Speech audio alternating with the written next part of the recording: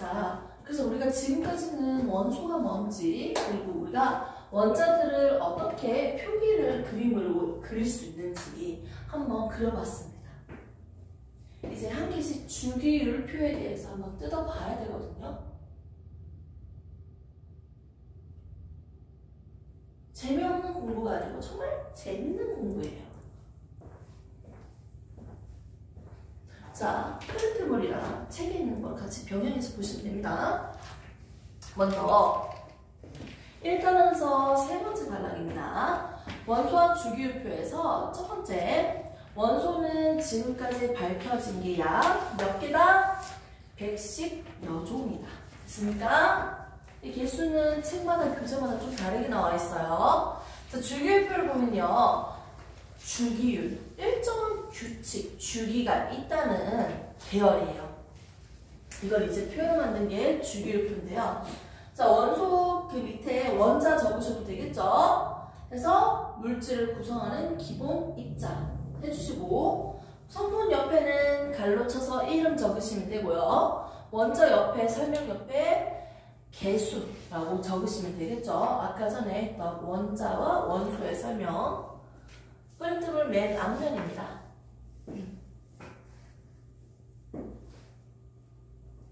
그 적으시면 좋을 것 같고요. 왜요? 질문할 거 있어? 아, 이름은요? 거기 같이 적어도 좋을 것 같은데, 밑에 원소의 분류와 주기율표. 주기율, 주기적으로 나타나는 거죠. 배열이죠. 자, 이때 멘델레이프 주기율표 나와 있죠? 아까 전에 설명했는 거. 자, 여기서 중요한 거, 원자량 동그라미 하세요. 원자량 동그라미.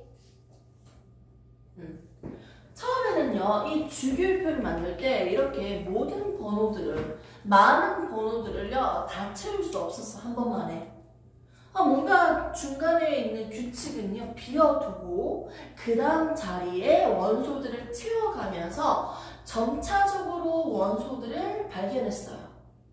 그런데 처음에 이 주기율표의 틀을 마련했던, 최초의 주기율표의 틀을 마련했던 멘델레이프는요, 어떤 순서대로 배열을 했냐면 원자량 순서대로 배열을 했습니다.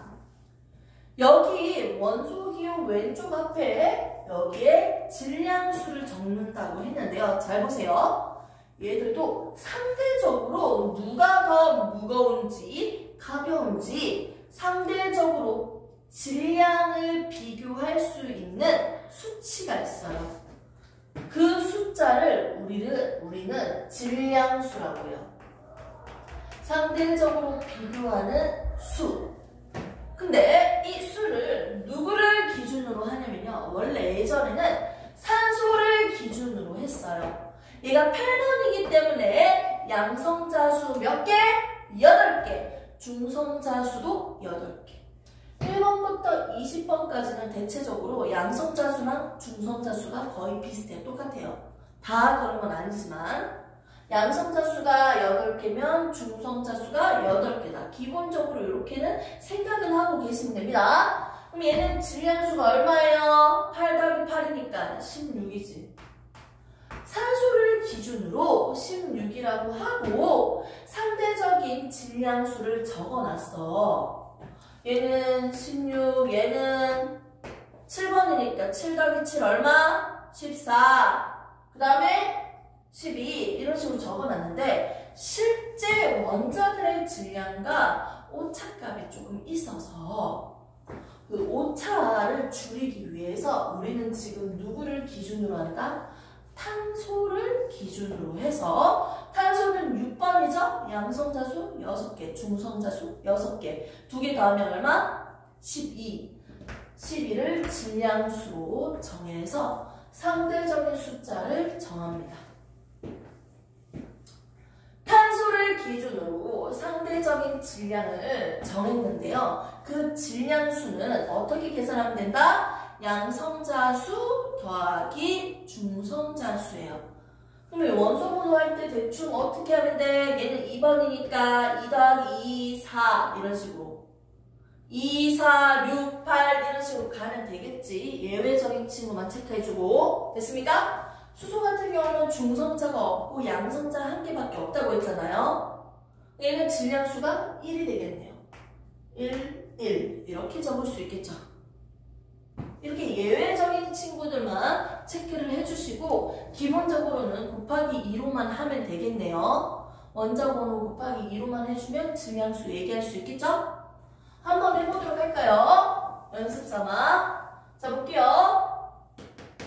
자, C 6, H 12, O 6이야. 이거는 포도당이에요. 포도당. 포도당은요, 탄수화물의 하나의 단당류로서 1대 2대 1 비율로 결합되어 있는 친구입니다. 자, 탄소 같은 경우는 얼마입니까? 6번이니까 질량수 얼마? 12죠. 얘가 16개 있으니까 곱하기 6 해주면 되겠지. 됐습니까? 네, 수소는 한 개가 질량이 1이지 12개니까 얼마? 12. 산소는 8번입니다. 8번. 8번이니까 양성자 8, 중성자 8 하면 더하면 16이지. 근데 총 몇 마리야? 6마리지. 그럼 이거 다 더해주면 되겠지. 계산해서. 하면 이 분자의 뭘 계산할 수 있어요? 분자량을 계산할 수 있습니다. 그런 식으로 이 원자들의 하나하나의 질량을 상대적으로 적어봤어요. 이 숫자를 우리가 뭐라고 한다? 12, 16 이런 걸 뭐라고 한다? 질량수라고 합니다. 됐습니까? 이 원자들의 이런 원자량 순서대로 배열한 것을 우리는 멘델레예프가 원자량 순서대로 배열을 했어요. 최초의 주기율표를 제시한 사람 멘델레예프는 무슨 순서대로 배열했다? 원자량 순서대로 배열을 했습니다. 정리할게요. 첫 번째 최초의 주기율표 제시한 사람 멘델레예프죠. 멘델레예프는 주기율표를 무슨 순서대로 배열했습니까? 원자량 순서대로 배열을 했다. 이렇게 정리하시면 됩니다. 두 번째, 지금 현재 쓰고 있는 주기율표의 기틀을 마련한 사람 누굽니까? 모즐리죠. 오케이? 모즐리는 무슨 순서대로 배열했다? 양성자 순서대로 배열했습니다. 양성자 수는 알죠? 1번이니까 1개, 2번이니까 2개, 3번이니까 3개지. 그 양성자 맞아요. 양성자 순서대로 배열한 게 뭐다? 모즐리예요. 됐습니까? 그래서 최초의 주기율표를 제시한 사람 누구? 멘델레예프. 얘는 원자량 순서다. 두 번째, 현재의 주기율표의 기틀을 말하는 사람 모즐리. 얘는 무슨 순서다? 원자량 순서가 아니고 양성자 순서대로 배열했다. 즉, 또 다른 말로는 뭐라고 할 수 있어? 양성자 순서가 결국은 무슨 순서예요? 원자번호 순서예요. 원자번호나 양성자 수 똑같잖아. 원자번호 순서대로 배열한 거예요. 똑같은 말입니다. 이렇게 해서 우리가 주기율표에 대해서 시험에 나오는 것만 꼭꼭 집어서 지금 포인트를 줬습니다. 시험 나오니까 4개 있겠지? 무슨 순서인지. 이렇게 해서 우리가 주기율표에 대해서 아주 최소한의 개념만 지금 봤습니다. 자, 한번 보도록 합시다. 한 가지 더 얘기를 해주고 싶은 것만 설명을 하고 오늘 마칠 거야. 그냥 막 엄청 빡시게 안 할 거야. 되게 좋아지네. 개념만 맞히는 거야. 개념만 맞히는 거예요. 왜 이렇게 오늘따라 이 밤 분위기도 그렇고 불도 그렇고 왜 이렇게 어두워 보이죠? 내 기분 탓이에요?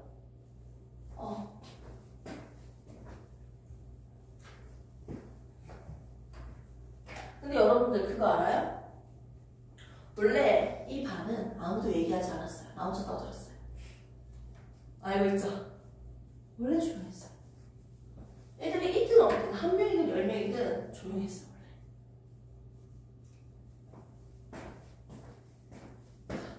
원래 여기에 있는 그 전자 껍질로 선생님이 그림을 그려놨는데요.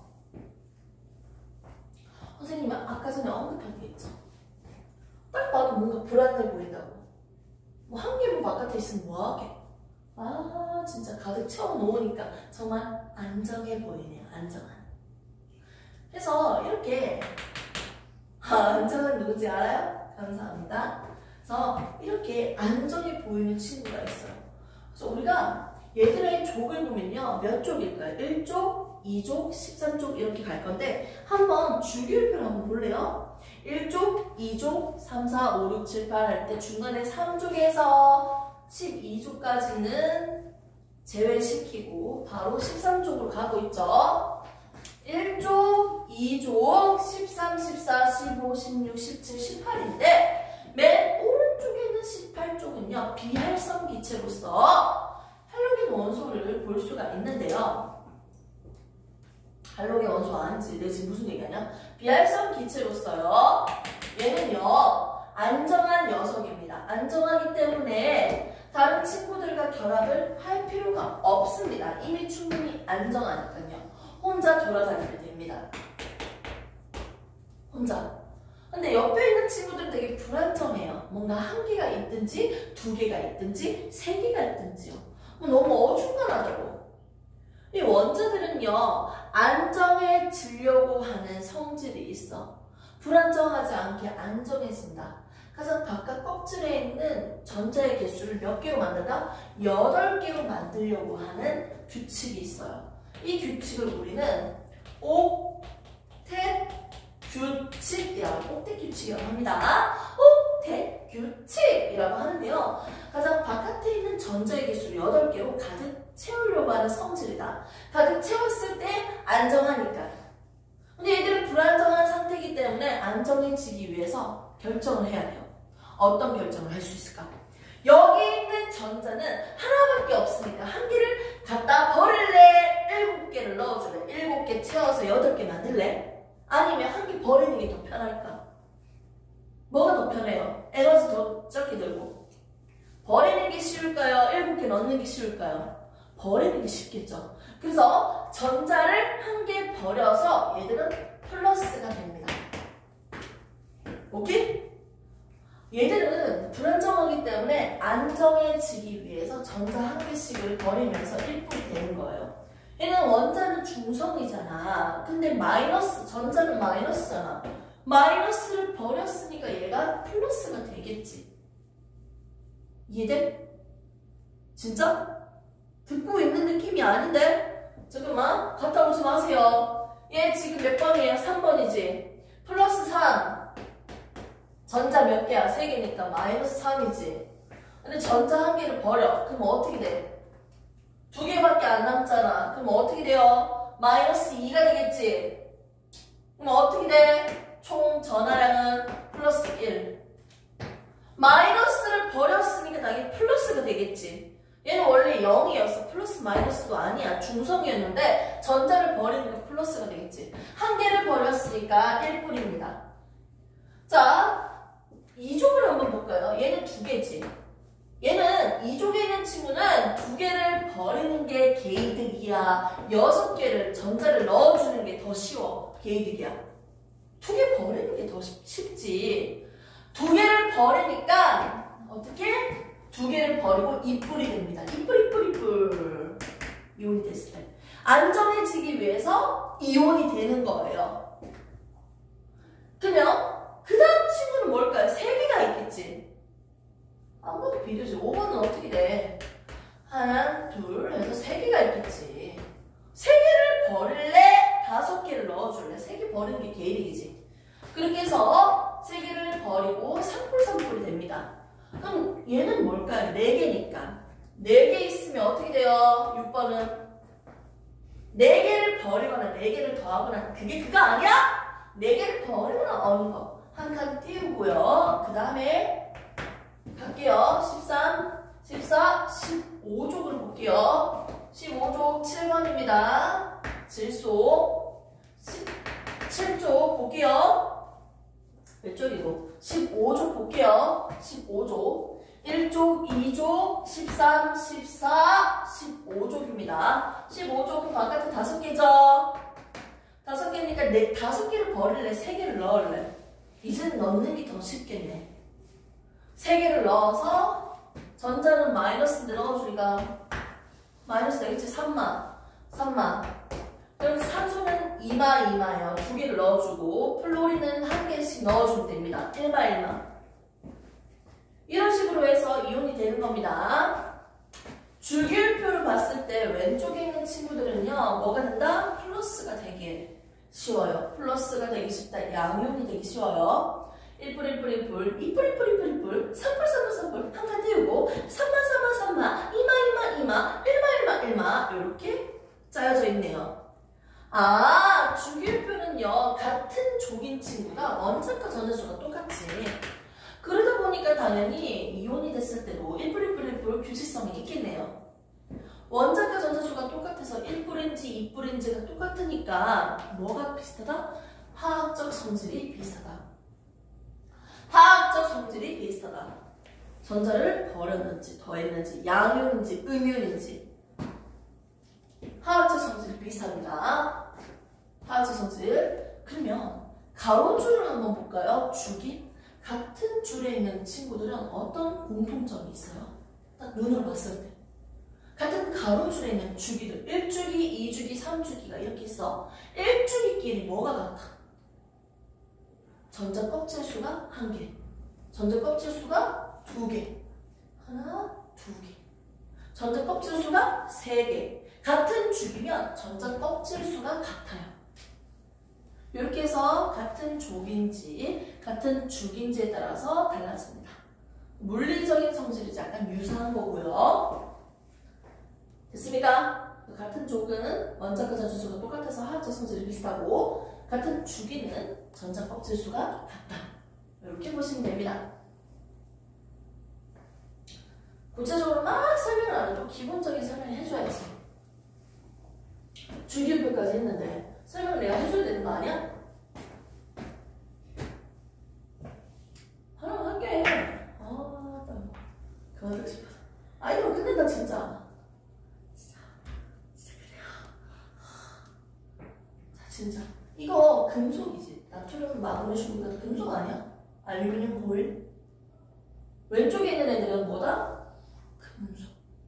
왼쪽 아래에 있는 친구들이 금속인데 이 새끼 뭐냐? 금속도 아닌데 수소잖아. 금속 아니야. 금속이 아니면 뭐예요? 비금속이지. 근데 수소를 어디다가 둬야 될까? 넣을까? 뺄까? 따로 적을까? 넣을까? 하다가 지금 여기 넣은 거야 그냥. 얘는 비금속입니다. 하지만 주기율표 전체적으로 왼쪽 아래에 있는 또 여기 중간에 있는 친구 대부분이 뭐다? 금속이에요. 오른쪽 위에 있는 친구가 비금속이요. 금속이 아닌 친구들. 질소, 산소, 플로린 또는 불소라고 해요. 소소소로 끝나요. 소소소. 염소, 소소소.